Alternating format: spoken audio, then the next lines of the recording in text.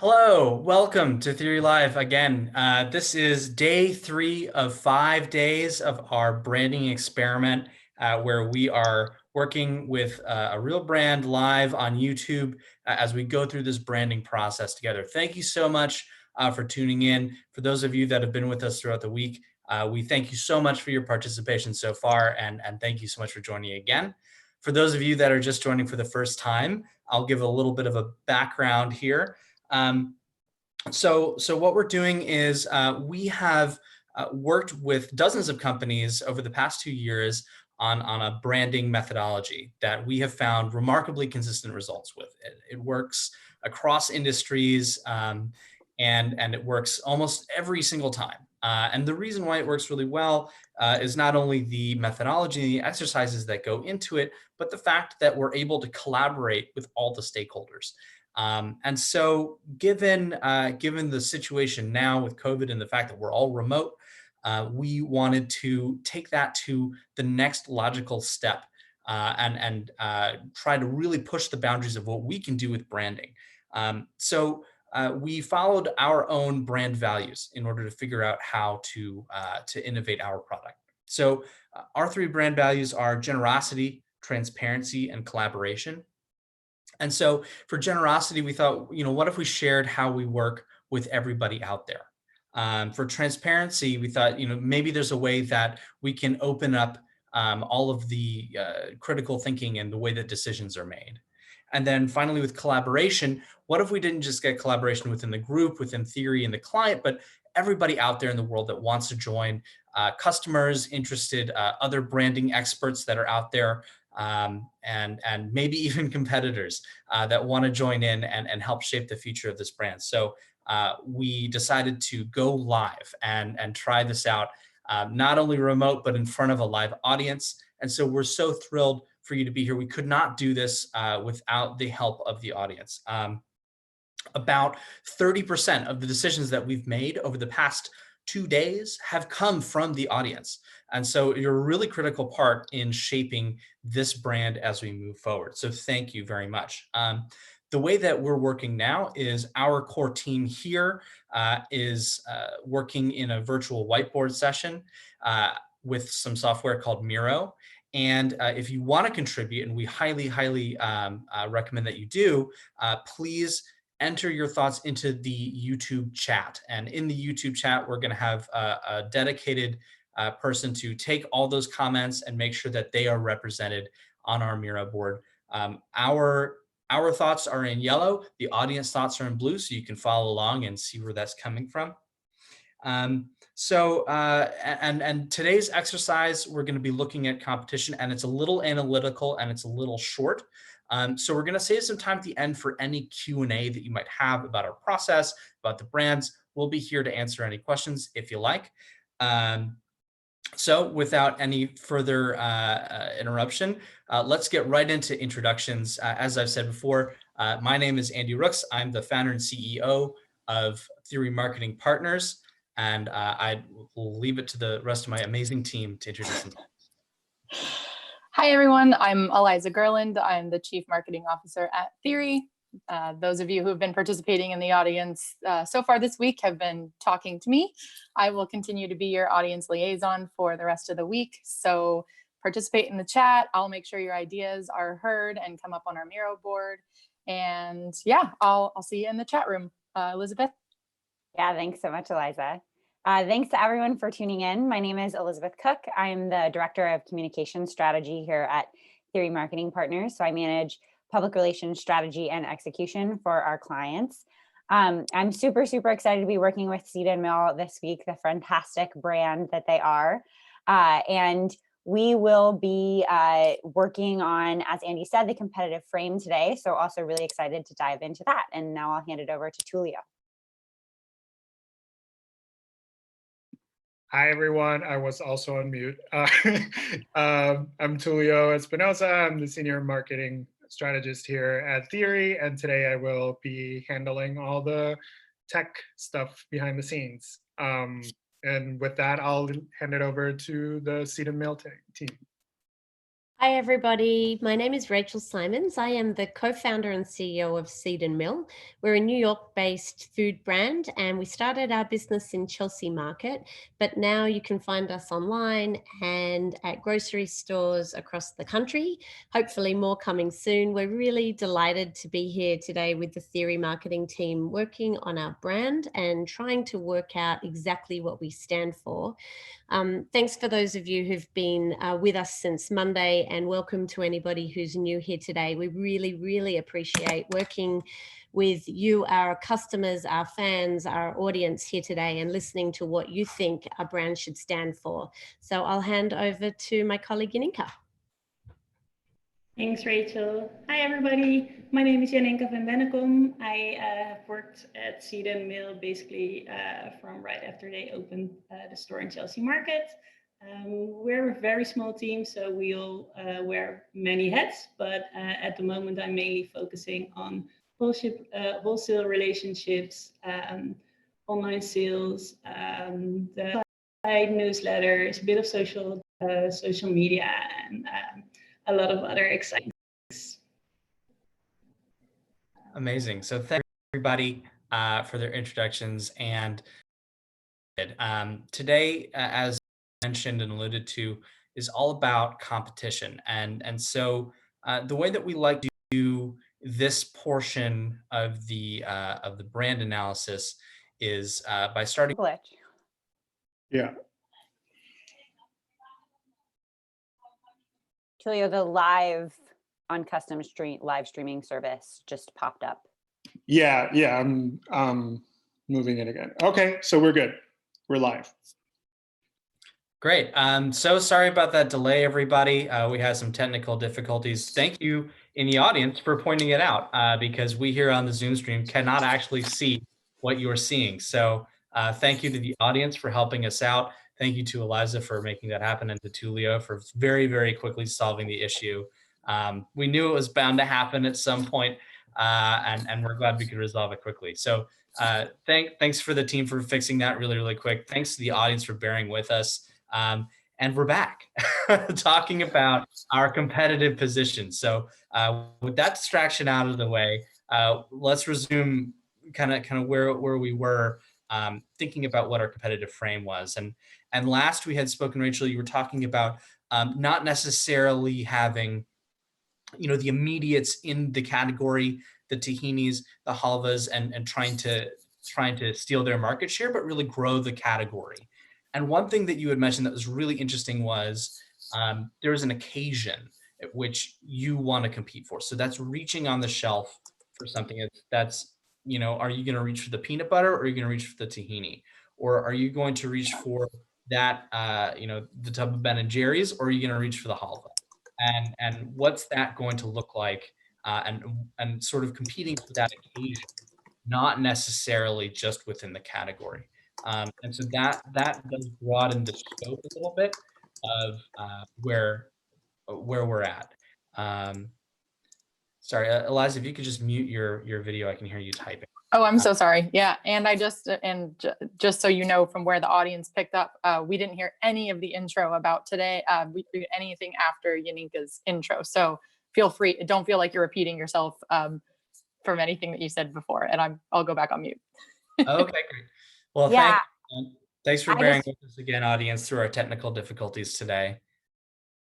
And I just wanted to say, Rachel, you made some great analogies and I don't want to steal your thunder, but if you want to talk about the analogy that you started with as far as tahini being similar to a US condiment that we commonly have in our pantries. Yeah. And do you want me to jump in and try to give a short version of what I said earlier? Sure. Yeah. I mean, so I think it's very important for us and the audience to really think about who it is that we're competing with. And I love your suggestion before, Andy, of thinking about an occasion rather than a specific product. But if we are thinking about our specific products, they're very hard to pronounce. They're hard to know what to do with. They're very unfamiliar to a lot of people. So when I think about my direct competitors, which is other tahini brands or other halva brands, I really don't think of them as competitors at all. I think of them as collaborators. I think we're collectively trying to educate people about what it is that we're selling and how to use it. So I think what they do and their messaging is really, really important to us as a brand. And I hope vice versa, we're collectively growing that pie together. And I think the analogy that I gave earlier before we got cut off was just around in other parts of the world, our products are very familiar. They are staple ingredients. So if you go to the Mediterranean, to Greece or Turkey, or if you go to the Middle East, like Israel or Lebanon or Egypt or Syria, and you open up a pantry cupboard, you're going to see a jar of tahini in every single one of those pantry cupboards. It's a pantry staple. Whereas in the US, if you open your pantry cupboard, you see a bottle of ketchup, or you might see a jar of mayonnaise or mustard. And so what we're trying to do is to make tahini equivalent to the ketchup that it is in the Middle East. And so doing that requires us to really think very broadly about who it is that we're competing with, not just on the occasion spectrum, but also the use case. So I'll pass it back over to you, Andy, but I think it's important for us as Seed and Mill to really think much bigger picture when we talk about our competitors. Yeah, I think that's exactly right. And so what we've done is started to think about, beforehand, we got a list of competitors and started to think about what this occasion, what this use case really was. So what we've done in advance, kind of like a cooking show where they take it out of the oven and say, here you go. We've done a little bit of competitive analysis in advance of this session. So wondering if we could pop over to the Miro board now and take a look at what we've done. And the first thing that I'd like to point out is that we've created a spectrum of where our competitors are and where they speak. So if we could actually scroll up, Tulio, and take a look at the examples. This is specific to the food category. And so I want to think about, we've plotted out a few different ways that people are talking. This doesn't necessarily have to do with the form and function of what it is, what the actual ingredients of the product are, but how they present themselves to the world. And so we've got 4 quadrants here. On the y-axis here, we've got emotional to rational. So what's this emotional messaging that they have, really evoking a feeling that you get when you have it, really going for that, that emotional relatability. And then all the way on the bottom of the axis, we have rational, telling us very literally what it is and what it does and what benefit you get and what flavor you taste, that sort of thing. So that's a pretty intuitive access in terms of the way that people are talking. And we can see we've got Ben and Jerry's and Kind Bar on the top, right? Those are very emotional brands. They're talking about, this is the benefit to the world. This is how you're going to feel. You're going to feel good. We're relating in a way that is more than just, here's literally what's in it. On the bottom, we have Lay's and we have RX Bar. They are quite literally saying, we are barbecue flavored potato chips. We have these ingredients in our product. So they are literally listing out what's in there and going for rational claims over emotional claims.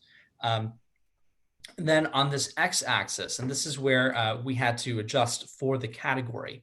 On the left side of the axis, we've got taste here. So these are brands that are really talking about, here's what you're going to taste when you enjoy this product. And they have really big flavor cues on their packaging, and they're going to show you what it is that it tastes like and have giant letters. Here's the taste you're going to get. So on left, you've got Ben & Jerry's cookie dough in huge letters. You can see the actual product on the packaging. There's all these flavor cues. You've also got Lay's, right? This is barbecue flavor. You get it. The black color of the bag is saying, this is barbecue. This is what we've associated with it. It's showing the chip. Here's the color of the chip. And it has, in very, very obvious lettering, here's the taste that you're going to experience when you eat this product. On the right side, We've got benefit and function here. So this is a little bit more nuanced. It can do a little bit more with the process. It can do more with the benefits or what's inside of it, not necessarily what you're going to taste when you do it. So in this kind bar, if we zoom way in on the kind bar, it says it's heart healthy. Right on the, so heart healthy almonds, it's gluten free, it's got 5 grams of sugar. It's really describing these benefits. And on the bottom for RX bar, again, it's describing here is what's in it. 3 egg whites, 6 almonds. This is exactly what it is. It's saying here's the functionality. Here's how it's made. So we've got the spectrum here. If we could zoom back out and look at all 4 again, we've got this spectrum here of different ways that brands are talking. And these are all really successful brands, right? You've heard of all of these brands. They are iconic in today's market. And so there's no right or wrong answer here. There'd be a wrong answer if there was an unsuccessful quadrant here, but as we can see through these use cases, there's no wrong way to be talking. So we don't necessarily think about where you need to be. We think about where our competitors are in this occasion set and where there's some potential white space. So the theory behind this is to say, let's find a space and a way of speaking that isn't so crowded. If everybody's speaking in the same way, you're just gonna become one of the crowd. You're just gonna blend in. So what we wanna do is find a way to, when they go left, you go right, sort of thing. And we wanna map out all of our competitors in this occasion set and look at where they are and figure out who are we going to compete with in the way that we talk. Do we have any questions from the folks on the Seed and Mill team about kind of this analysis and these axes? No, I think that was a really good explanation. And I think one point that I would just add is that none of these brands are absolutely one or the other. It's just a spectrum. And I think you made a good point that they all are beloved, iconic brands, but they just speak to one of those quadrants more than the other, rather than only in that quadrant. Yeah, that's right. So saying that there's no wrong answer here. It's more about let's figure out where it's crowded in our space and find a little bit of a white space that we can occupy. So thanks for reiterating that too. It's really helpful. Okay, so what we've done is we've pre-baked this analysis a little bit, and we've taken a look at some of the immediate competitors. And so this is our map that we came up with. The Seed and Mill team is seeing this for the very first time. And this is where we've kind of placed some of these competitors. And if it's all right, I'd like to kind of pick out a few that we have on here just to talk about why we put them there and where they might be, if that's okay. So Tulio, if you wouldn't mind going to one of the first links that I shared out, one of the pages for these brands. You can tell a lot by a company's website, just looking at the way that they're talking and what they choose to do first. So here's a really good example. We're thinking of Raka as a substitute for halva and this indulgent thing. This is a high-priced chocolate bar, and you can see immediately that they're really going for flavor. So actually, if you scroll down, you look at their packaging in giant, obvious letters and the colors to match. They're showing here's exactly the flavor that you're going to get, and they're really, really focused on taste. And they're doing it in an emotional way. They've got a fun, playful personality that you can see that comes out in their visuals as well as their text. So that's kind of why we put this particular brand in that upper left-hand quadrant. We can just scroll through some of these other ones too if you want to. Here's a polar opposite example. So here's, once again, this is a really high quality nut butter company. So again, kind of looking at that tahini occasion, and they're talking about recipes and how it's used and how their company works and all of the benefits, right? Non-GMO. Here's exactly what goes into it. We're organic, we're natural. Here are all of the benefits. This one says no stir peanut butter. This is how it's used less about the flavor that you're going to get, less about the taste of the product, and more about the functionality of the product.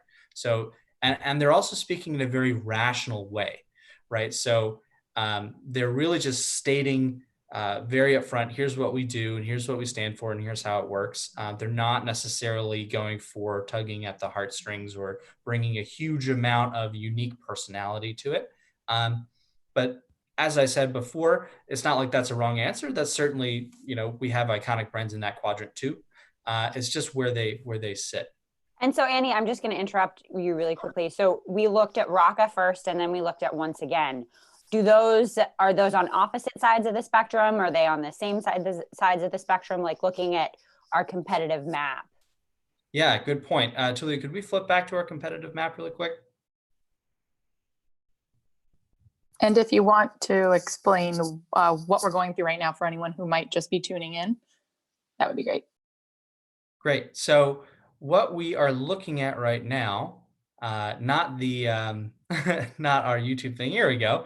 So we're looking at this competitive map. So we've talked about here's where our competitors go and how they look and talk to the world, and where they fit on the spectrum. So we were just looking at Rocca here, and Rocca really is focused on the taste, and they're doing it in a very emotional way.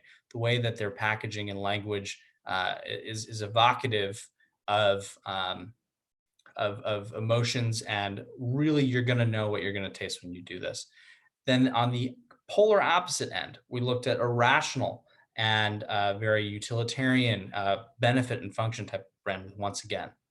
And they were talking about here's the benefits, here's how it's made, here's what goes into it. They're being very rational and reasonable about it too. Just to stress once again, for those of you that are just tuning in, there's no wrong answer here. There are iconic brands in every quadrant that we've got. But it's really just about finding some space that we want to compete in, where we want Seeded Mill to go. So those are two polar opposite examples that we've got.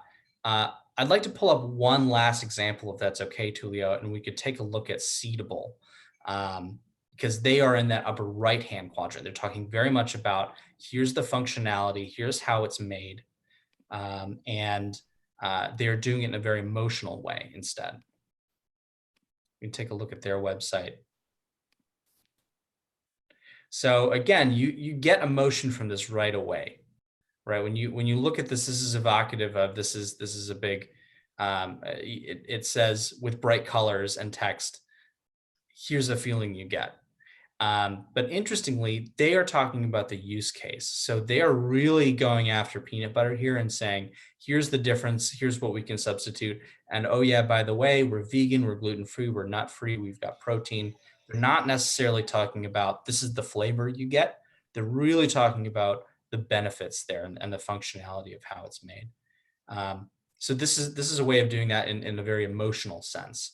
But they are really going after, here's how you use it, this use case again. Spread it on toast, dip a pretzel in here.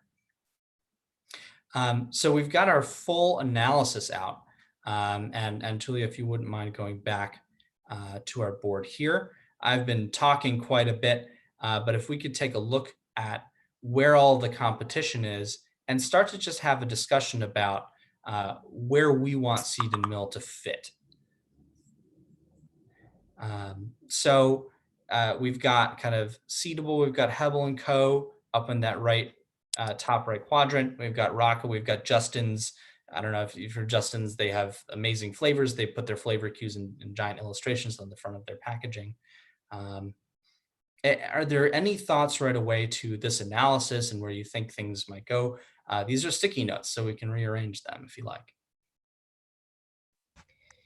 I think, Andy, if I can jump in just for 2 secs. Yeah. This is a really great conversation. It's actually reminding me of how much I admire all of these other brands. They do such a great job in terms of their messaging and their websites.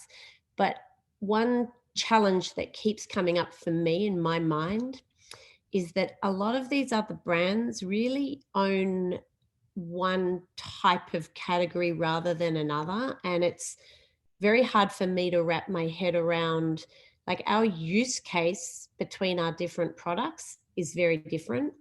And trying to bring that messaging under one umbrella is hard because some of these are sweet indulgences. Like the conversation about raka is incredibly different to the conversation around seedable, but they're both leaning into their specific use case or occasion. And a challenge for us is that we have so many different occasions where people are going to use our products. And so trying to bring it under one roof is really hard. Yeah, and we get this question all the time. And I've been yapping on and on. If anybody has any other thoughts, please feel free to jump in.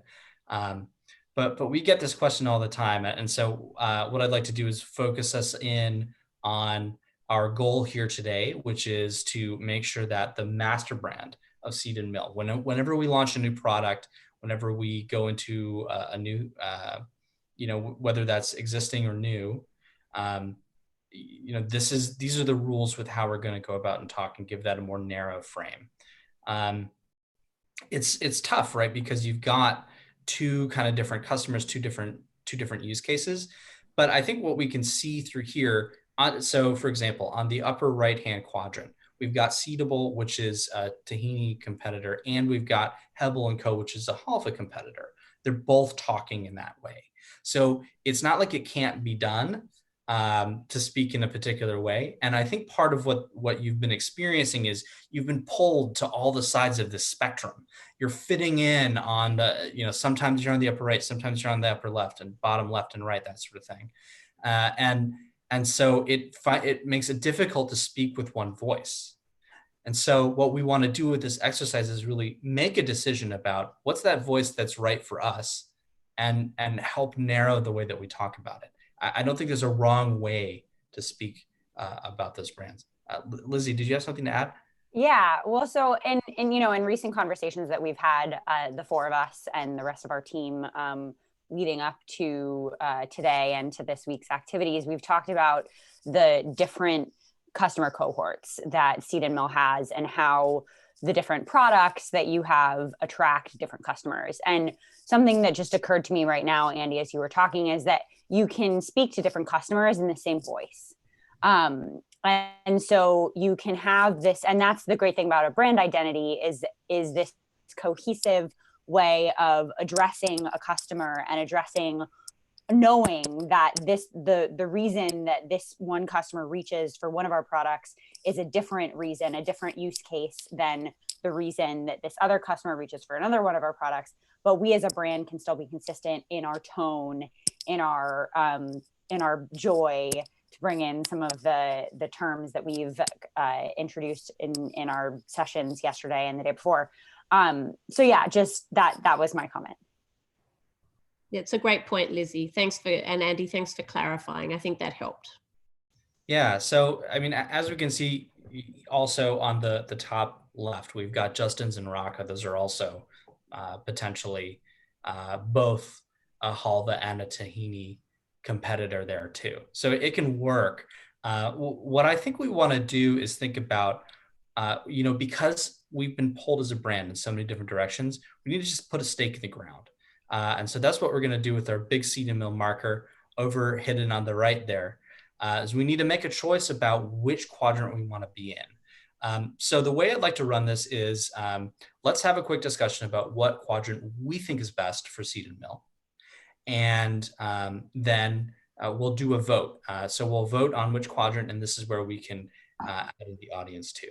Does that sound good to everybody? Yeah.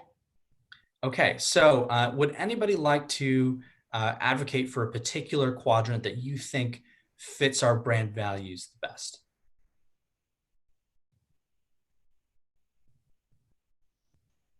Jan, you want to start there? Yeah, so I think based on our sessions earlier this week as well, I think we can all agree that Seed and Mill is definitely more emotional than rational in terms of how we our story, how we talk about the brand, how we talk about the products, how we interact with customers, etc. So I would definitely put us in one of the emotional sides. And I think, as what Rachel was saying earlier, even though the tahini and the halva and whatever other product lines we might introduce in the future, even though they're very different and they have different target groups, different customers as well, I think one of the things that we try to do for both of the categories is really explain and educate people on how to use it, why is it good for you. So even though taste is an important part of our product, obviously, I do think we would be more leaning towards the benefit and function quadrants. Yeah, could you tell me a little bit more about why benefit and function? I think we talk a lot about what you can do with tahini. We share a lot of recipes on our CPG halva. We have a paragraph on how you can use it, etc. And we on our website we have an entire page about why sesame seeds are so nutritious, why it's so good for you. So I feel, yeah, I feel that would be where we fit best. And can I jump in and don't kill me, Yaninka, but I disagree. Okay.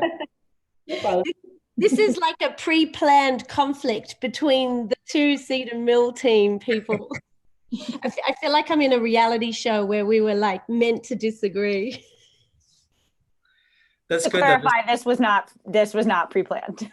No, definitely not. So I 100% agree. We are an emotional brand. I think undoubtedly we need to be in one of those top left or right quadrants. That's for sure. On the taste versus benefit and function, I thought about this quite a lot, and I often talk to customers, either our wholesale customers or our retail customers, and I always go through the list of all of the attributes of our brand. So I often go, we're vegan, we're plant-based, we're kosher, we're gluten-free, we're this, we're that, we're keto-friendly, you know, and I go through all of that, but I always pause at the end and I say to them and myself, but more importantly than anything else, we're delicious. And I think it makes, for me, it's okay to have all of those ticks. I think it's fantastic that we're a plant-based brand and we're gluten-free and we tick all of these boxes, but no one will buy our products if we tick all those boxes, but they don't taste delicious. I think the fact that it tastes good matters to me more than anything else. Nobody buys a packet of something just because it's plant-based. I think they're always happy to find out that it may be plant-based, and they're always happy to find out that it also has health benefits and all of these things. But if it doesn't taste good, we're never going to get customers or have repeat customers. So for me, that matters more than anything else. Very interesting. I'd like to chime in from the audience for a second, if that's okay. We've got several votes for emotional and taste. I'm still trying to ask the audience for explanations on that. So audience, share with me in the chat why you chose those. But then I'll just to kind of counterpoint what you said, Rachel, about people not purchasing based on plant-based. You know, I think it depends a little bit also on the customer, that some people might buy, you know, think plant-based first and then, oh, thank goodness it happens to be delicious, versus people that go immediately to something that is indulgent or tastes good. And then they're like, oh, good, it just so happens to be nutritious. So, and that's why some of those brands that Andy shared earlier are on that other spectrum, because there is room to play in that benefit function first. So that's again, just no wrong answer. And yeah, I'll chime back in a minute with some more audience perspective. That's great. Thanks so much for sharing. I think that's excellent and a really good point. It's like, which foot do you want to put forward first, right? Do you want to talk about this is how you can use halva and tahini and this is the great use case, or do you want to say it's delicious and this is how you use it? You know, which one do you prioritize? And that's kind of, we're going to do both inevitably, but we need to figure out which one goes first. I'd like to maybe take a second to just play devil's advocate, and I'll talk about the rational side of things too. I think we've been talking a lot in the emotional space, and those are very attractive looking brands, but they're also very, very successful. The market leaders are in the rational sense, right?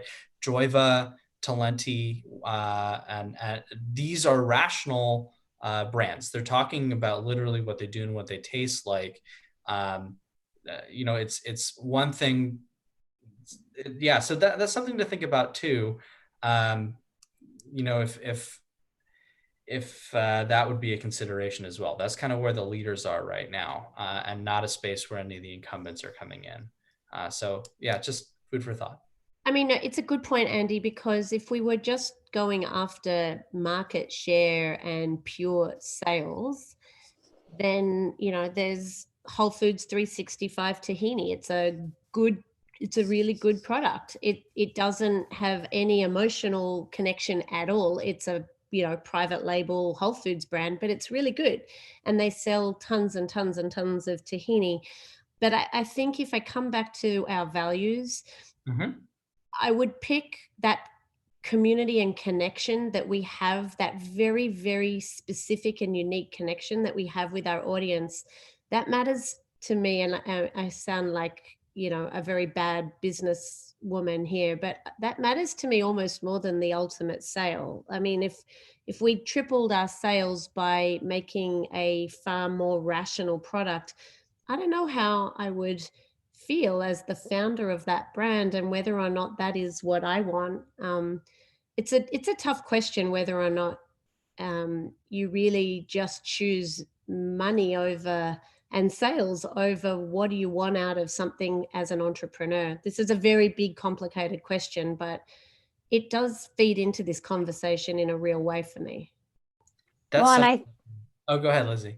I just think that Rachel, when you were talking, I thought about our conversation yesterday, and when we were working on the what, how, why, and the why that we had initially was to spark joy. The other one was food connects cultures. And so those, to me, aren't very rational statements. I mean, food connects cultures. Yes, that is a rational statement, but it's kind of, there is an emotional element to it. And so I think that just bringing in the conversation from the past few days, that to me leans a little bit more on the emotional side than the rational side. We have some great explanations here from the audience too. Louisa says, as an exotic product, I personally would want to learn about the story behind it. I would want to get introduced to a new world of flavors. So I think that comes back to what Lizzie is saying from yesterday's exercise with, food connects cultures. It's really, for instance, the first time I tried halva, I was like, this is something I've never tasted before. And immediately I felt connected to a different culture, that this is something that is very common and very, known to them. And it's brand new to me. And it's the flavor and the texture that made me feel connected to that. We also have some counter arguments saying that, benefit and function Fatima says, because of the brand values and what we say about taste, but taste can be a personal experience, and people might see the benefit and basically make that purchase based on the benefit first, and then the taste is subjective. So just some thought from the audience. Really good thought from the audience too. So it sounds like we're pretty torn between taste and benefit. Why don't we put it to a vote now? See where everybody is feeling and continue the discussion that way. So it sounds like rational is kind of out, which is great. So we're able to eliminate that. But I'm going to add in 2 voting blocks. This one is emotional taste.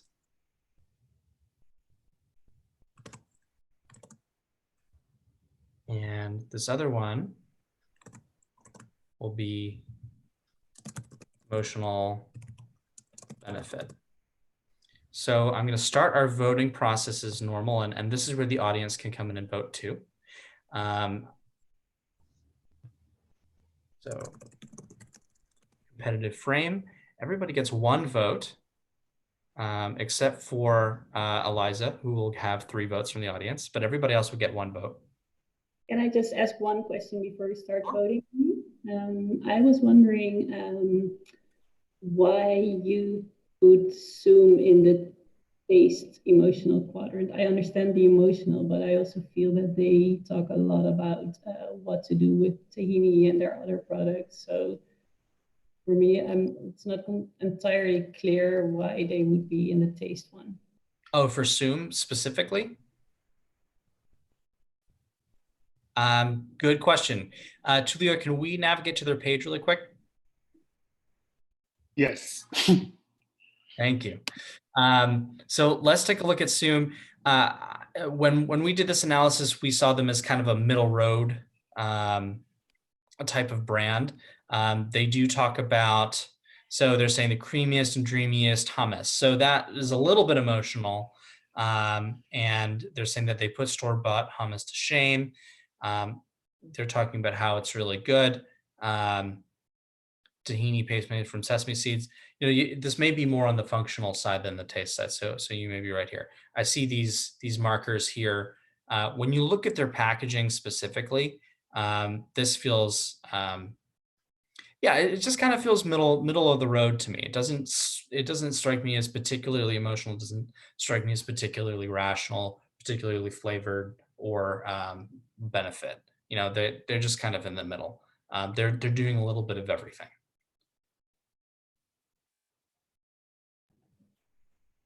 Yeah, I see what you mean. Yeah, so it's not super strong in any particular sense. So they might actually belong smack dab in the middle, but well, I do think if you read their newsletters, for example, and they're doing a lot of online cooking classes now as well during the pandemic, and that definitely feels more emotional than what you would just get from their website and packaging. Okay, so maybe we move them over here because they are talking about recipes. They're talking about how to use it.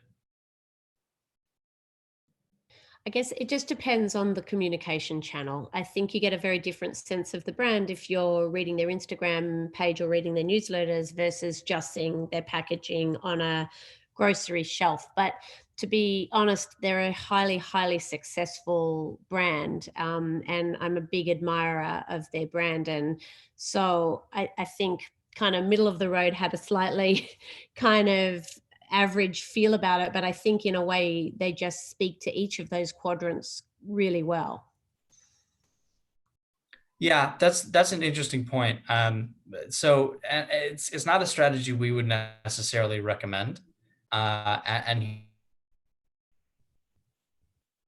here's why. I'm really glad we actually brought up this example. Not a strategy we would recommend because you think about risk in marketing, and if is kind of the opposite of financial risk. With finance, you want to buy as many different types of equities as you can in order to even out the bumps in the road. With marketing, the risk comes in execution. So if you're spreading yourself really thin and you're trying to talk in different ways on different channels, it kind of blurs the lines, makes everything a little bit less effective. So when you see a brand in the top right or the top left corner, they're speaking with one strong voice. Every time they speak, it reinforces the last time that they've done it. If you're speaking, out of both sides of your mouth, then it can be a little bit dilutive. So that's why we would recommend let's go for a top quadrant there rather than trying to do everything for everybody. That's our personal philosophy on it. Does that make sense? Yeah. Yeah, I mean, they're a highly successful brand too, and they're market leaders, and clearly there's something to be admired there. From a marketing discipline standpoint, though, we really try to push toward one so that you can have a distinctive voice. And just to jump in to kind of elaborate on that, Yaninka, you mentioned yesterday, which was, and this is something that's come up at multiple times on each day thus far, is when you stand for everything, you stand for nothing. And trying to be too much means that you're not really standing for anything. And so while we totally do recommend tailoring a strategy based on a channel because you can't win at all channels, it's important to speak with that same voice that's anchored in one brand identity, regardless of the marketing method, if that makes sense. It also makes execution easier too. If you know exactly how you're supposed to talk everywhere, it makes those decisions better. So more effective and efficient that way too. And again, no offense, it sounds like Zoom is I'm not personally familiar with them, but it sounds like they're a fantastic brand. And so we're not, like, no offense whatsoever to any of these brands that are on the quadrants. It is very clear that Rachel and Yanenka, you have a lot of respect for all of these players. Just to for the topic of a healthy discussion and a bit of conflict. Yeah, no, we get it. That's cool. Great. Okay, so why don't we go to our vote now and think about where we'd like to be. Should we be taste-driven or benefit-driven? I'm gonna open up the voting now. We've got 2 minutes. If you're watching on YouTube and you want to participate, please let us know what your vote is now, and Eliza will be sure to record those. So I'm going to start our voting. And you can click on the shape and vote there.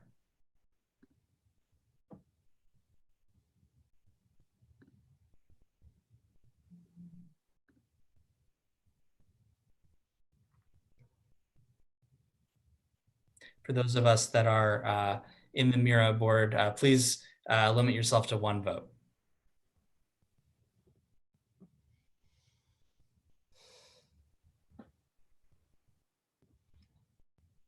This is hard.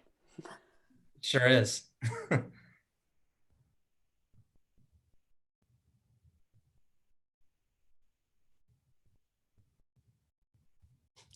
It's a good reminder, Andy, of why you just have to push yourself to make a decision. And I think this exercise is very reflective of my paralysis over branding. And I think unless you're forced to actually make the call and vote, you kind of go nowhere. Yeah, that's the beauty of this methodology, is we have to make a decision. We have to focus. Yeah, it's a really great process. Thanks. Okay, has everybody recorded their votes? Yes. Okay, so let's take Nope, we haven't. Not yet? Okay, still voting from the audience. So we'll give the audience a few more minutes.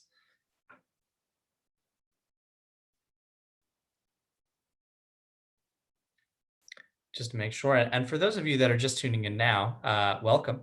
We're discussing our competitive position, and we're approaching a decision on how we want to talk to the world and what our close competitors are going to be. Okay, the voting time is up. Let's take a look at the results. Eliza, did we get those those votes in from the audience? Yeah, we did. Thank you. Wonderful. Okay, so we're seeing a strong shift toward emotional taste here. 6 votes for that, 1 vote for emotional benefit, just to see where everybody stands. So that's kind of, we can see where where we'd like to be. Rachel, how does this shape your decision moving forward? Yeah, it validates it. Okay. Great. And so there were a few votes. We got more than 3 votes from the audience. So just so the audience is aware, we were outvoted for emotional taste versus emotional benefit 2-1. So, but there were some people in the audience that felt strongly about emotional benefit. But yeah, it was strongly more in emotional taste. Great. And some of that being the commentary, just to clarify, I think for some of the audience too, is that when we, say taste, we don't necessarily mean like, delicious, or the brand has to say that we taste good. It's more just about leading with flavor, using adjectives like sweet or salty, or melts in your mouth kind of thing. Those are attributes of the taste quadrant versus healthy, nutritious. Those are more things in the emotional benefit category. So there was some discussion in the audience. I thought I'd clear that up. And Andy, I welcome you to challenge me on this, but I think that this doesn't like bar Seed and Mill as a brand from talking about benefits, but it's talking about benefits in a way that leads first with the taste cues, with those flavor cues that Eliza was mentioning. That's exactly right. And so it's just saying, what are we going to prioritize? What's our focus? And so if we choose emotional taste, our focus needs to be, here's what this tastes like, and have it in giant, very obvious fashion, like Justin's, like Raka does. Those two brands make it very clear, this is what you're going to taste when you have this. And that's the foot that they put forward. Okay, so do we feel ready to make a decision here on where we'd like Seed and Mill to go? Yeah. Okay, and where's that? In emotional taste. Great, good choice. Okay, so let's ceremoniously move Seed and Mill over. And so this will help us decide how we speak moving forward and where we put that foot first and what we prioritize. This is a great decision. So that's it for that exercise. That was a tough, long discussion, but I'm really glad we had it. I think we landed in a really good place. And just to say too, that I think regardless of what choice you would have made, it would have been a great choice. Yeah, there's no wrong choices answer. are good. Yeah. Excellent. So we've got one more exercise today, which is if Tulia, if you go down to the competitive analysis tab down there, it's really to take a look at who our close competitors are and very analytically fill out, here's what they're talking about and what they're showing, and maybe where we can find some space here. So given the fact that we are in this quadrant here, I'm going to go ahead and put as our competitors, I'm going to put Raka first. And Justin. Sorry, I'm going to jump in, Andy, just for one second. It's kind of ironic to me that we're defining Raka as a competitor because, of course, as I started, they're actually a really strong collaborator of ours. We did a tahini swirled chocolate last year, and they reached out to me just literally 2 days ago to say, did we want to collaborate on a new flavor brand? So I get that we're analyzing this from the competitive landscape, but it's every time we say competitor Raka, it's making me laugh because we're such strong collaborators as well. But that also goes back to the beginning of the conversation where you mentioned that you really view your competitors as collaborators, not necessarily as competitors. So that only validates that that sentiment, you know? Yeah. Anyway, sorry to interrupt, Andy. Keep going. That's great. All of these can potentially be collaborators. I think that's what's so powerful about this. We do want to stand out a little bit from the choice aspect of that occasion, right? If are you gonna reach for halva or are you gonna reach for chocolate bar? And this can be a sesame flavored chocolate bar, and that's great. And I think there's a lot of brand synergy there. But yeah, we want to make sure that we're competing for share of occasion. But that's great. So the first step in this exercise is to look at what are the different, what are the strengths of each brand? We've got strengths down here in the bottom right quadrant. What do they do really, really well in their value proposition? And then we also have these other categories blank here, thinking about kind of who they're going after and what that target customer is. So let's think about the occasion that they would mainly go after, because that's kind of our competitive frame here. So I'm going to make category A occasion. So we've got occasion, we've got strengths of the brand, what they do super well. Are there any other sort of categories that we'd like to go across and compare with these particular competitors?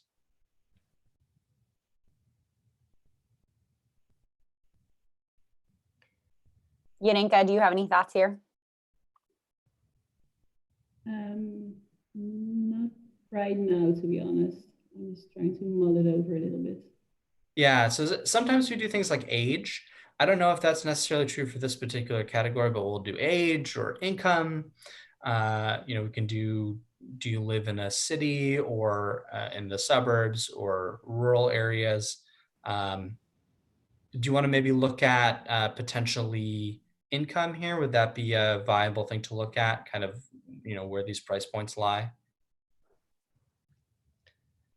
I think if you look at all four of them, they're all premium, high quality products that are not in that sort of, very economical. I mean, yeah, I don't know specifically what each of them cost, but I would describe each of them as more of a premium item. So I don't know that we're going to get much of a comparison by using that as the differentiator. Yeah, maybe dietary preference, if they have anything, like they're looking to avoid nuts or they're looking for that sort of thing. Yep. Okay.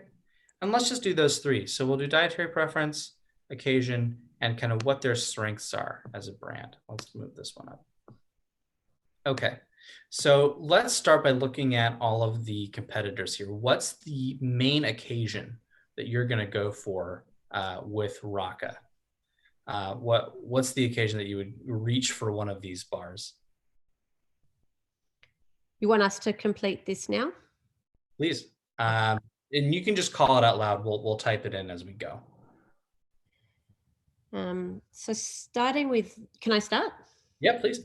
So for Raka and Hebel, because I think it's the same point, so we may as well not repeat myself, but I think they're both giftable occasions. I think they both make nice gifts to send to someone else.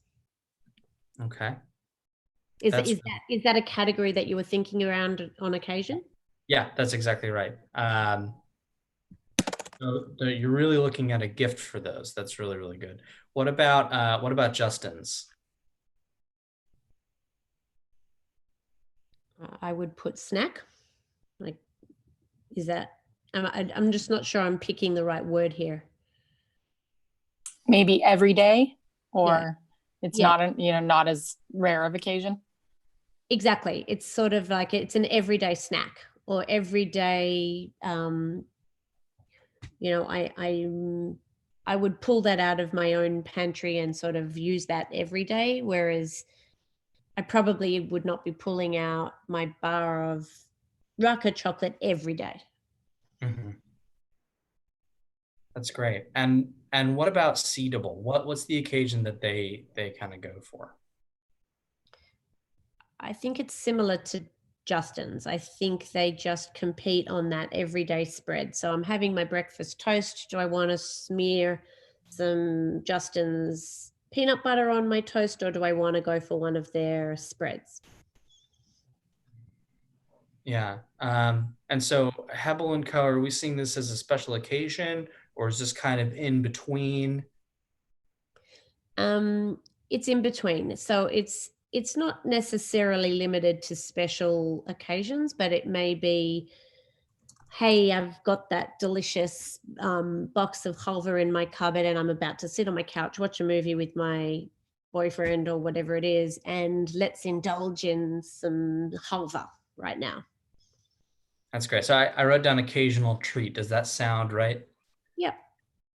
And so what about Raka? Is that the same thing, or is this really just kind of a special occasion?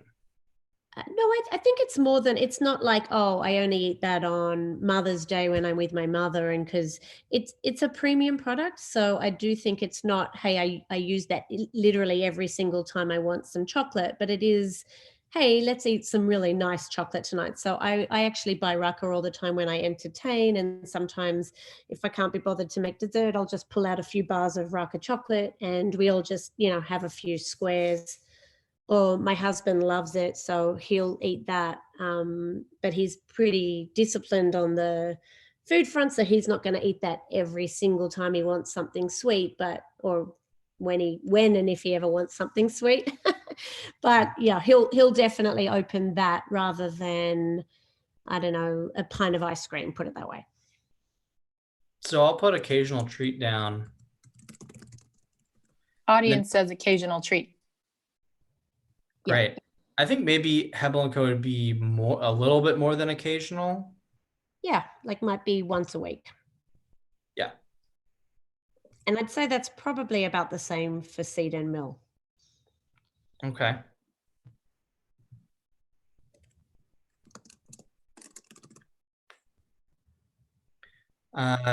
Let's take a look at the occasion for Seed and Mill. And this is kind of a big, this is a big choice that we're about to make here, which is it seems like the competitive set is pretty split between, is this an everyday snack or is this something that's a little bit more special? So given the fact that, you know, the pot is split here, where would you like Seed and Mill to be? You're going to kill me for bringing this up, but the difference between tahini and halva makes this incredibly hard. Halva is an occasional treat. I think that's a really good place for that. But tahini is more than an occasional treat. Tahini is something that you should be able to take out of your pantry every day and add it to your salad, add it to your toast, put it in a smoothie. It's a staple ingredient for your pantry, whereas halva is the occasional treat. So I don't know what to say, but that's a very impossible choice for me right now. Yeah, it sounds like this is something that you always want in your pantry, though. Yeah. So maybe that's what we say. It's always accessible. Yeah, I think that's a good compromise. Yaninka, what do you think? Yeah, I was thinking the same thing. That definitely makes sense. And also, if you look at Raka and Hebel and Co, and we mentioned that they're more giftable, that's definitely true for especially the halva as well. Yeah, certainly the way that I've been treating the Seed and Mill tahini in my pantry now is I want to savor it a little bit. I don't want to use too much at once because it's too good. So I think that kind of fits well. You know, the middle ground between this is a gift, this is a really special thing, this is a premium thing, and being an everyday snack. I think getting that middle ground and owning that is really smart here. And I think that we're really achieving that with like the accessible element of the always accessible first sticky note, and then the treat element of like those kind of lie on opposite sides of a line for me, but very close to the middle. Great. So let's take a look at dietary preference now. Are there any specialties with, I think Seedable would be a really good place to start with this, because their whole thing is we are not nut butter, right? So maybe we put them down for nut free. Yeah, or allergy friendly. That's a positive way to put that. Yeah, just bearing in mind that there's a lot of sesame allergies, but yes, there's more nut allergies. So I think they're really catering to that nut allergy segment. Yeah. So do you see a particular segment with any of these other ones? Yes, I think Raka really caters to the vegan community well. They have incredible vegan chocolate. Same with Hebel.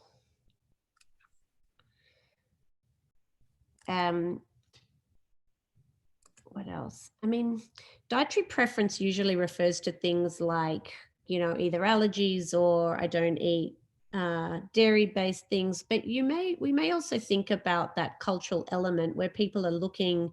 We've talked a lot yesterday and the day before about memory, nostalgia, global flavors, etc. And I think a reminder of home when you're a migrant or a tourist is something that both Seed and Mill, Seedable, and probably Hebel talk to. So I'll put nostalgia down here. Yeah.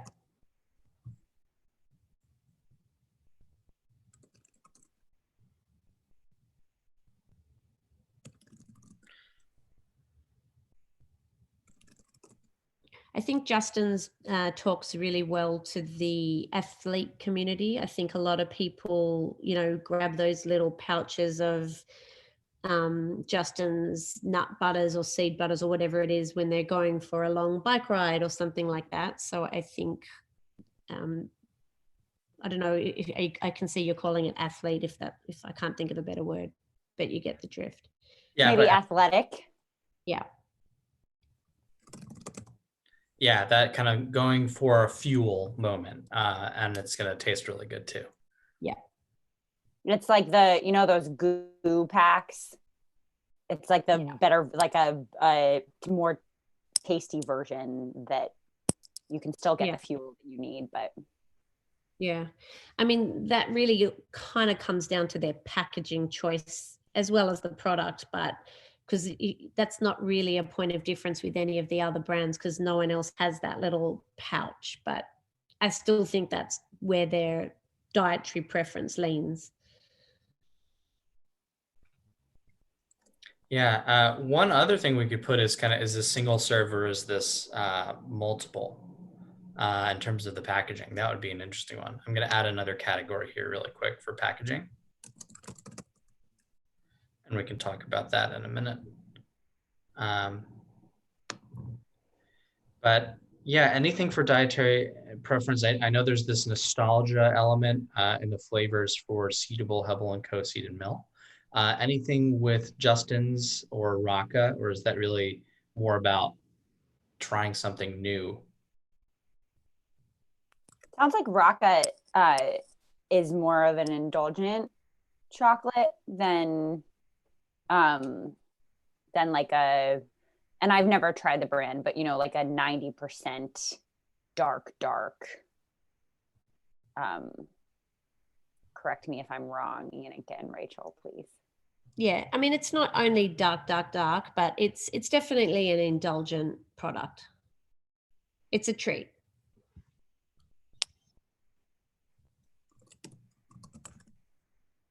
And what about Justin's? Or is it's okay if we have a NA here? Yeah, I mean, to me, I think of Justin's as a functional food, but with personality. Functional with personality. I like that. Okay. Are we happy with that second row of stickies being dietary preference though? Because I don't think anyone. What's your dietary preference? Nostalgia. Yeah, well, we start getting into kind of the functional space here. We might call this function. Yeah. Yeah, Eliza, do you have a suggestion as far as a better name than dietary preference? Well, I think dietary preference makes sense for like the athletic and the vegan. But yeah, that second row is more like the purpose or the feeling that, you know, which is a little bit about occasion, but yeah, I think function is okay. Or yeah. Great. And so while we're on this dietary preference line, where should we put Seed & Mill here? I would put it indulgence, probably.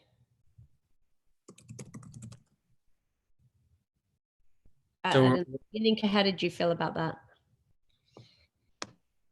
Yeah, it's a hard choice because indulgence is definitely true, especially for the halva and the ice cream, for example. But I mean, we do also talk a lot about the clean ingredients, plant-based, vegan. Yeah, the word clean kind of gets used a lot, but I do think that's important. We're very, very mindful about our ingredients. We would never put any kind of harmful, unnatural, unhealthy ingredient like, we took out all the palm oil from our products. We took out all of the hydrogenated fats, which are illegal now anyway, but before they were illegal, we would never have sold a product with hydrogenated fat in there. We have no preservatives. It's really a natural. So I think clean really does speak to our brand. I think it's also from a little bit from the audience and a little bit for myself. It's almost like an everyday indulgence because some of the input from the audience is that people might, use tahini in certain ways that is more occasional, like tahini with dates or baking with tahini. And also, there are different uses for the halva that if it's something that you might every morning crumble a little bit of it up into your yogurt, like you say on the packaging, then that can make halva a little bit more of an everyday indulgence. So it's almost like this clean, guilt-free, everyday indulgence, I think, would, be a way that you could characterize both. Love it. We can go to the vote now. Everyday indulgence. I'm happy. Okay, I'm gonna write everyday indulgence down there. The only thing about guilt-free, I don't really love that phrase, even though, we use it a lot. I've occasionally said, you can eat this guilt-free, and then I get slammed by people telling me that, eating should never be a guilt. I think the word guilt when it comes to eating is a bit of a trigger term, and I wouldn't want to use that. Yeah, and also it's not super guilt-free. It's a sugary, sweet indulgence, right? It's not meant to fill that need. We're not talking about No, fat it's free. not a celery stick, and let's not pretend it is. Yeah. So I'm happy with everyday indulgence. Yeah. Okay, so let's talk about just in the for time's sake, let's talk about the strength in the brand. What did they do really, really well? What's their unique value proposition here? And let's start with Rocco. What are they super good at? I think they have a very loyal community. I think they communicate really well with their fans and their customers, and they have a very loyal repeat customer base. So they're very, very, they're I think they're very connected to their brand. I don't know, sorry, that's not the right word. Connected to their fan base. Community focused. Yeah.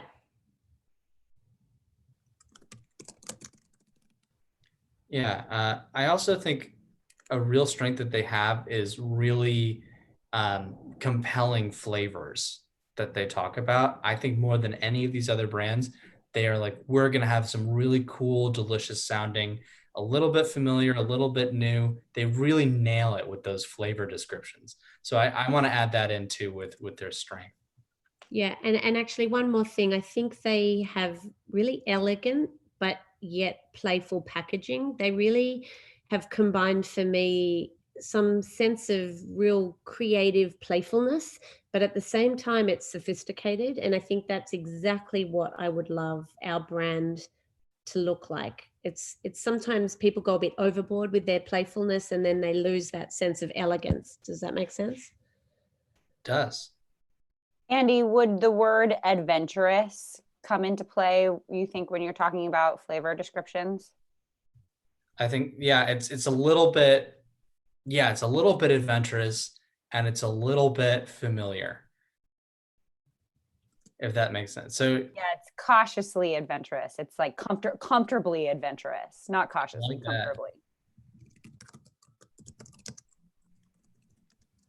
Audience, that says comfortably adventurous flavors. Sorry, the more words you get on here, the smaller the font is.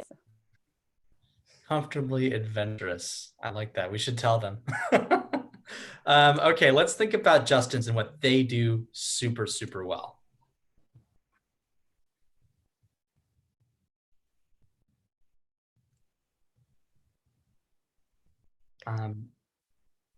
Did you have a thought? I mean, I think they communicate their use case. It's very clear. What is it? How am I going to use it? They're just very clear and concise, unlike me.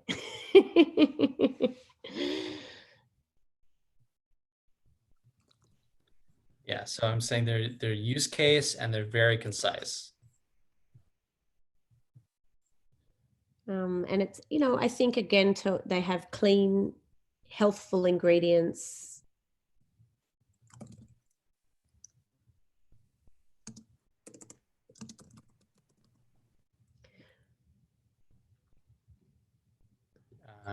Yeah, Justin kind of occupies my mind. And I know there are a lot of, they were one of the maybe first movers of like the more healthful nut butter option.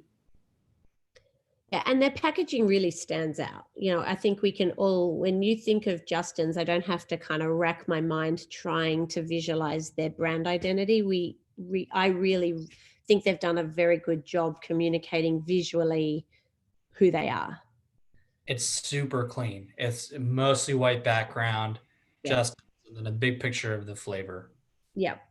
It's really, really clean and simple. Maybe I'll Yeah. just say simple. But again, a little bit playful. I think I think they've done an excellent job being, again, straddling playfulness, but clear and sophisticated packaging. That's great. Okay, let's look at Seedable now. What are they really good at?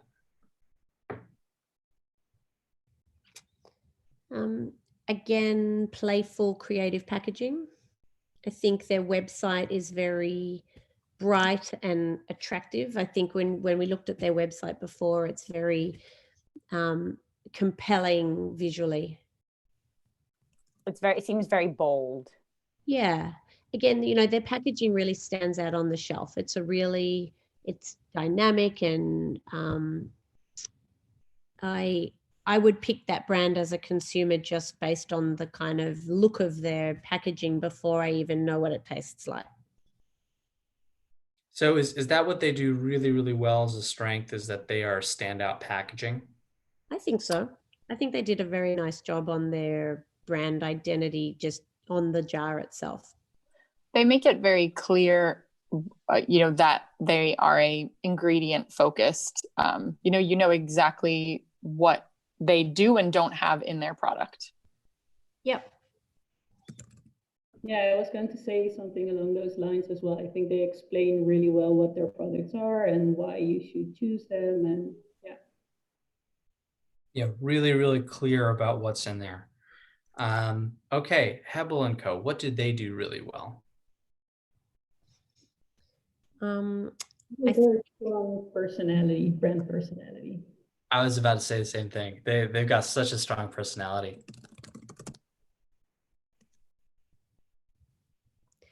Yeah, they're really funny, actually. I think if you're the kind of customer looking for a laugh and a real sort of chuckle, I think they always make me chuckle.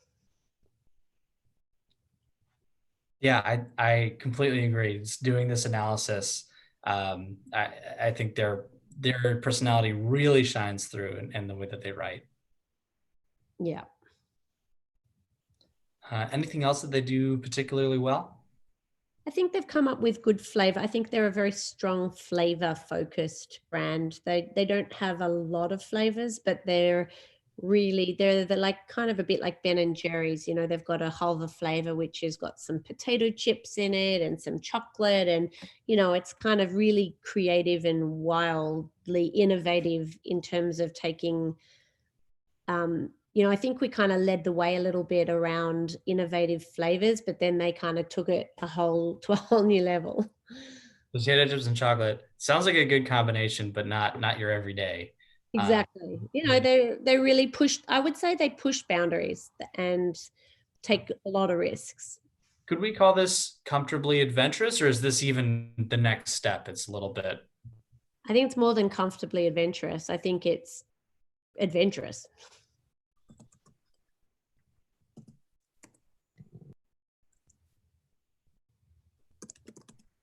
Okay, creative, adventurous flavors. That's great. All right, so now it's time to make another really big decision. And this is, again, where we love some audience input. We know what Seed & Mill does right now. What is a strength that we would like to highlight that's unique from everything else here? We admire these brands, and they have amazing, clear and concise descriptions. They've got personality, they've got use case, they've got great community, they stand out.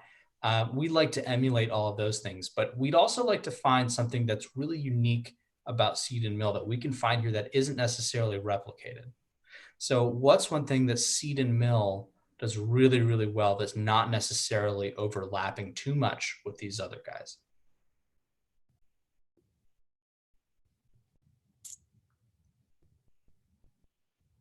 And this is where we love some audience input too.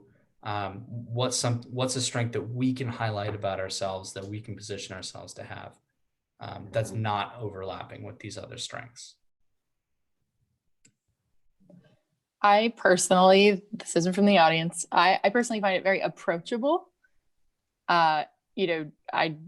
it made me, I'm not necessarily the most adventurous eater. I'll just admit that. And, it made me very comfortable with trying something new like halva, which I never would have picked up off a shelf, but just everything about the packaging and the box when I opened it. And, even seeing how, the Instagram and seeing how the recipes and all that just made it very approachable and relatable.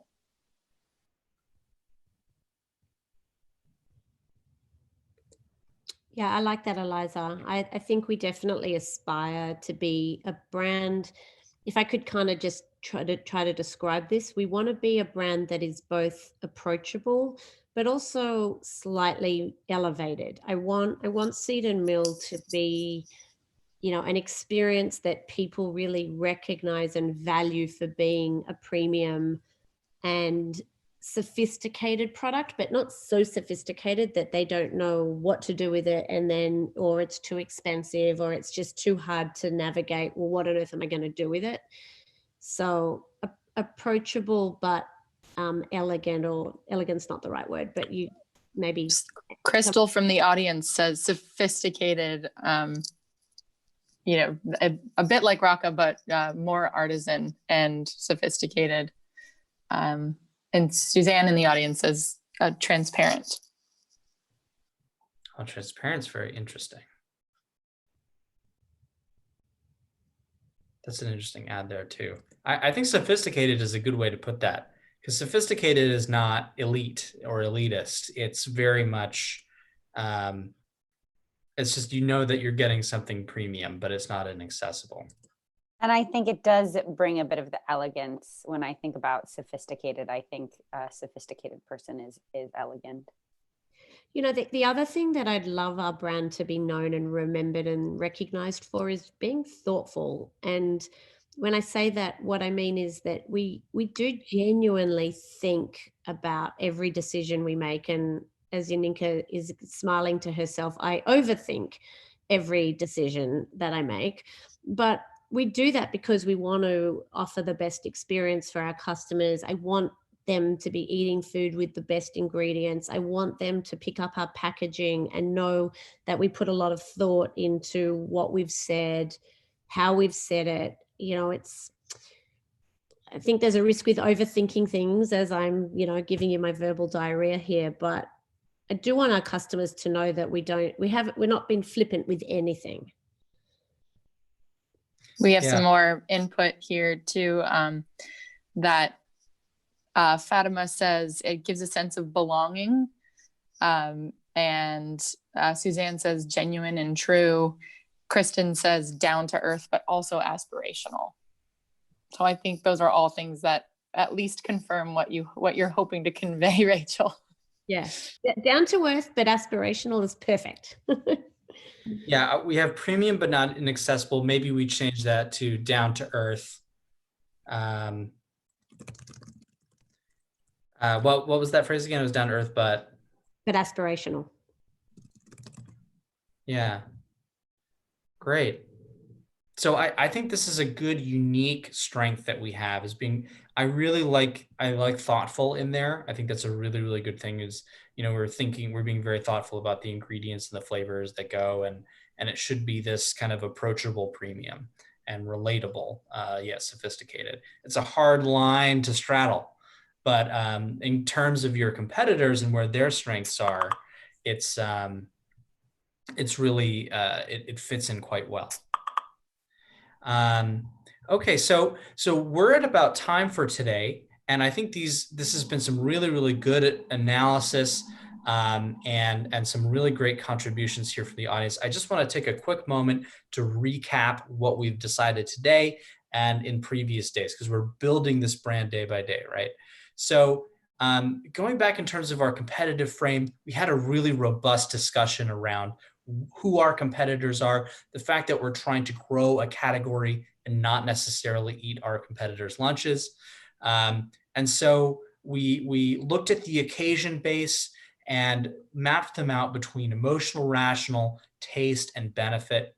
And we decided that Seed and Mill has a home in the emotional and the taste realm. So really, we'll talk about all of these things, but in terms of what we'll prioritize, it's going to be the taste and the flavor that you get when you have seeded milk.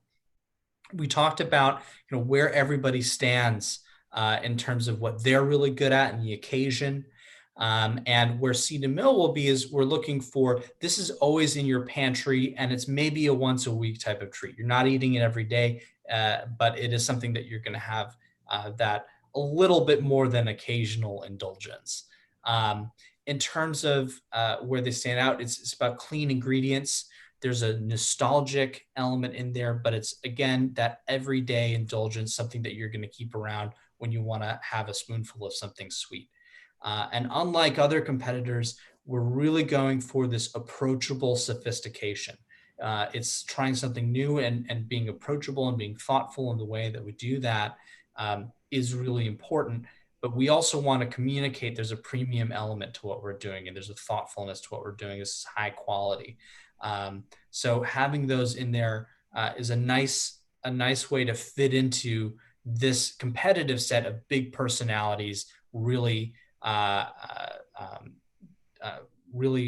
bold packaging and community focused. I think getting that relatability element in there is going to make it really stand out in this category. So that's really amazing decisions today. I also want to take a minute to recap some of the other decisions we've made in the previous days. We talked about our 20-year vision, which is where we're headed again. And that is really to be an iconic and beloved brand. And being that approachable premium is a really good step in that way. So it works with these decisions we've made before. We talked about our brand values and the rules we're going to follow when we execute. That's really thinking about connection. And again, that also fits with approachability. So that's pretty good. Connection, there's this global element, and then there's this joyful element too, this authenticity. And I think that's going to be, again, what makes it really, really relatable in this category. We looked at yesterday what, how, and why. And we had a really robust discussion on that. But we bring joy through flavor. That's really our why. And that fits with our competitive position quite well. We do that by making delicious seed-based foods with a playful take on ingredients rooted in culture.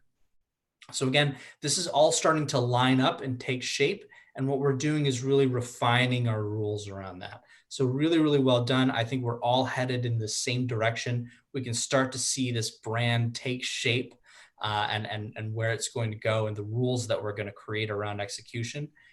So really amazing decision so far. And again, I can't thank the audience enough for their incredible contributions as well.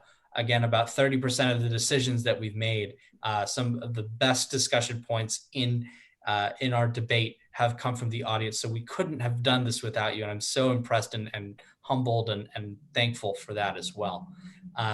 So that's about our time for this week. We have a couple questions as we promised we would sure. answer. Okay. We can hang out for some Q&A here. Let's hear some questions. Well, so far it's just to Anne and Pamela both asked the same question, which is how did we come up with our axes for today's exercise? Very good question.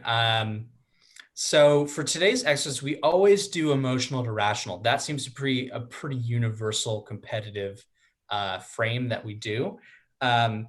In terms of the axis that we did, we started with micro to macro. That's our typical go-to. Are you speaking to an individual value proposition or are you speaking to a wider mission? Unique to this category is the fact that almost everybody is micro. We're talking about you're eating food. It's a very personal experience. Even if there's connection to a community, it's still what's in it for you. So in doing the competitive analysis, we immersed ourselves in their brands and looking at what they did and started to just see this pattern through discovery type of process. So in the analysis of going and looking at the set, we saw, okay, well, there's a trend toward this and a trend toward that.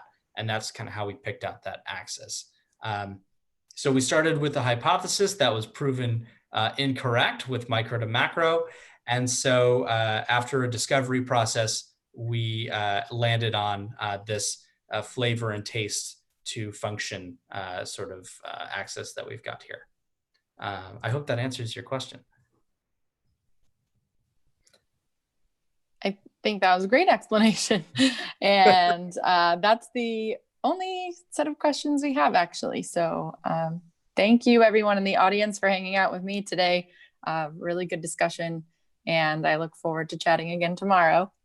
Yeah, tomorrow is going to be all about the customer, and we're going to need your help there too. I think is the last day of submissions for our Instagram contest. We're asking our audience there on Seed and Mill's Instagram to submit their food occasions and tell us a little bit about themselves. We're going to feature those stories during our discussion tomorrow. So we'd love if you could do it, and there's a little incentive for doing that too. Rachel, I don't know if you want to explain a little bit more about that. Yep. Anybody who sends us a photo with a caption about something that connects Seed and Mill to their food experience, it doesn't need to be a photo of tahini or halva. It could be anything about you and your food experience, but really tell us a little bit more about how Seed and Mill flavors your life. And if you do that, we will send you a 50% discount code to use on your next order. And the halva, the tahini is so good. I would take advantage of that. I've been enjoying it thoroughly all week long. It'll be gone before our next session, I think. Really working our way through. Okay, so thank you everybody again. Tomorrow is going to be all about the customer. Thanks for our return viewers. Thanks for those of you that tuned in today. And we will see you online on YouTube tomorrow. Thanks, everyone. Bye. Thanks. Bye.